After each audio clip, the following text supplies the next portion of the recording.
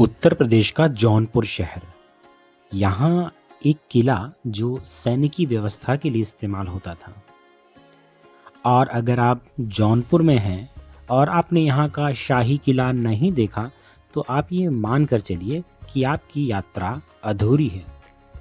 गोमती नदी के किनारे खड़ा ये विशाल किला इतिहास की एक खुली किताब है। जौनपुर रेलवे स्टेशन से केवल 2 किलोमीटर दूर इस किले को करार किला भी कहा जाता था। यहाँ घूमने के लिए आपको 25 रुपए की टिकट लेनी पड़ेगी, जो कि आपको एएसआई के काउंटर से मिल जाती है। लेकिन सबसे अच्छी बात यह है कि 15 साल से कम उम्र के बच्चों के लिए यहाँ पर एंट्री बिल्कुल मुफ्त है। दोस्तों, मैं हूँ सुशील तिवारी। उम्मीद करता हूँ कि आप सब अच्छे होंगे। तो चलिए शुरू करते हैं आज का ये ऐतिहासिक सफर। जैसे ही आप प्रवेश करेंगे, आपको यहाँ पर बगल में टिकट काउंटर दिखता है। उसी के बगल में एक लंबा शिलालेख है। यहाँ टिकट लेने के बाद आपको आगे बढ़ना है। फिर मिलेगा पहला प्रवेश द्वार।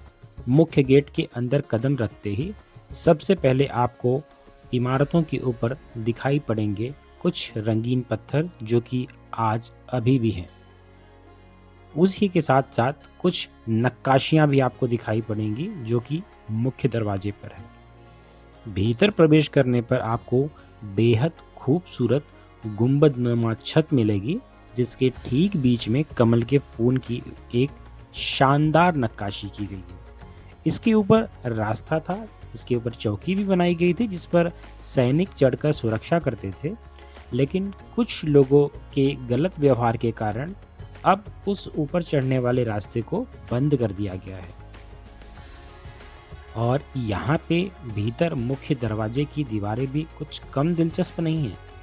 उस जमाने में यहाँ पर रोशनी के लिए बहुत ही सटीक इंतजाम था। ये दीवारों में तराशे गए चौकोर खांचों को देखकर समझे जा सकते हैं, जिनमें कभी दिए जलाए जाते होंगे। जैसा कि मैंने बताया, गेट के पास, प्रवेश द्वार के पास ही एक लंबी शिला पर उर्दू में एक शिलालेख खुदा हुआ है, जो उस दौर की याद दिलाता है। बताता है कि अब सभी अपने धर्म ग्रंथों का आदर करें और सबके लिए समान न्याय की व्यवस्था का वर्णन किया गया है। जब यहाँ से आगे बढ़ेंगे तो आपको विशाल दीवार और भव्य तटबंदी दिखाई पड़ती है। एक मजबूत पत्थर की दीवार, कोने कोने पर बड़े बड़े बुर्ज बने हुए हैं। इसी के साथ किले का भव्य और ऊंचा प्रवेश द्वार बना हुआ है। इस मुख्य प्रवेश द्वार के ऊपर कई चिन्ह भी अंकित हैं, जो राजसी चिन्ह हो सकते हैं, यानी कि उस समय के कोट ऑफ आर्म्स भी हो सकते हैं। इन दीवारों में यहाँ पर रहने के लिए सैनिकों की व्यवस्था की गई थी। साथ साथ दुश्मन पर आक्रमण करने के लिए दीवारों में हमले के लिए कुछ खांचे भी कटे हुए हैं। पत्थर की नक्काशीदार गैलरी बनी हुई है, हालांकि कुछ हिस्सा ढह चुका है। और पीछे की तरफ अगर आप देखेंगे तो किले का जो कुछ हिस्सा है, उन पत्थरों में छोटी छोटी ईंटों को जोड़कर बनाया गया है। जैसे कि महाराष्ट्र में हमने देखा था, कई किलों में पेशवा कालीन ईंटें हमको दिखाई पड़ती थी। पीछे इस किले की दीवार में एक मंदिर भी है, जिसका रास्ता मंदिर के पीछे से है।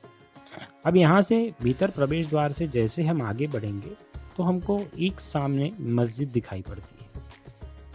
और ये बताया जाता है कि इब्राहिम नैग बरबक जो है, फिरोज शाह तुगलक के भाई जो है, उन्होंने बनवाई थी। उनकी मस्जिद है, जिसे 1376 के आसपास बनाया गया था। दूर से देखने पर बहुत ही शानदार तुर्किश कारीगरी की शैली में दिखती है। और ये बलुआ चूना पत्थर यानी सैंडस्टोन से बनी हुई है। 133 फीट लंबी, 22 फीट चौड़ी। प्रार्थना कक्ष के केंद्र में तोहरा में कुरान की आयत सूरह फतह लिखी हुई है। ये मस्जिद के बगल में आपको 5 आधार वाली एक अष्टकोणीय स्तंभ भी दिखेगा, जहाँ पर कुछ आयतें लिखी हुई हैं। और ठीक 5 आधार वाली अष्टकोणीय स्तंभों से भी इस मस्जिद के भीतर जो है खंभे बने हुए हैं। मस्जिद के बाहर एक आपको वजू खाना मिल जाता है। वजू खाना वो होता है, मस्जिद के भीतर जब प्रवेश करते हैं, प्रवेश करने के पहले हाथ पैर यहाँ पर वजू खाने में धोकर फिर मस्जिद के भीतर प्रवेश किया जाता है।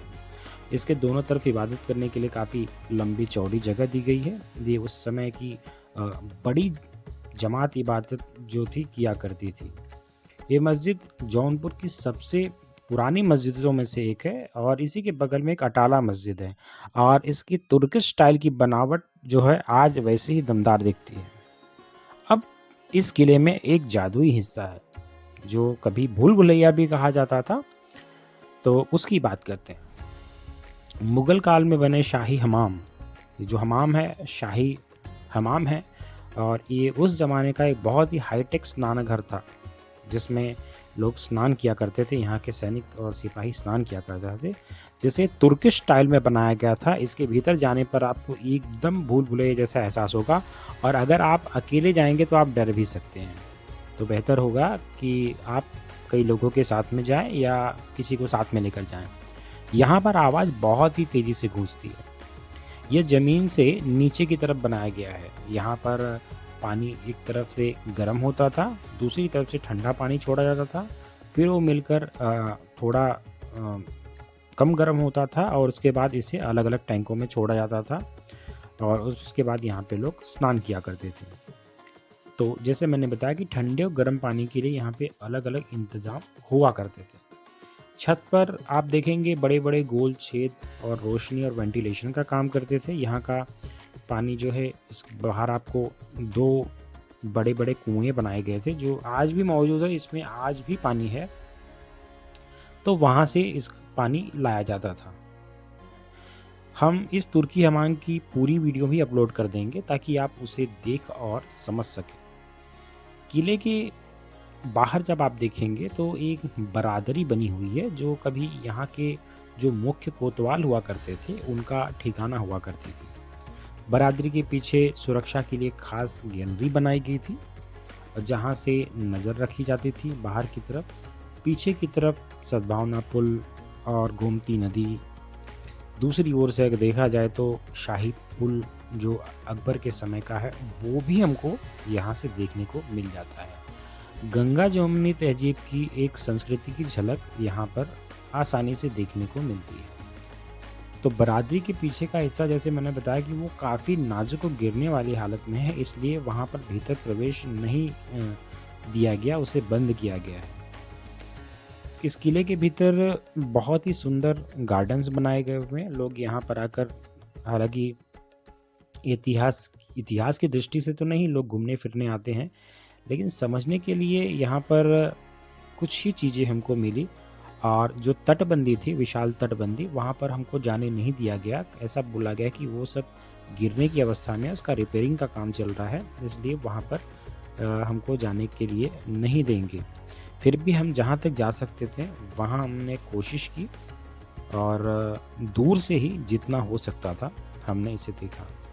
लगभग 700 साल पुराने इस किले ने तुगलक, लोदी और मुगलों का दौर देखा है। यहाँ की ऊंचाइयों से जब आप नीचे गोमती नदी और उस पर बने शाही पुल को देखते हैं तो नज़ारा बहुत ही जादुई लगता है।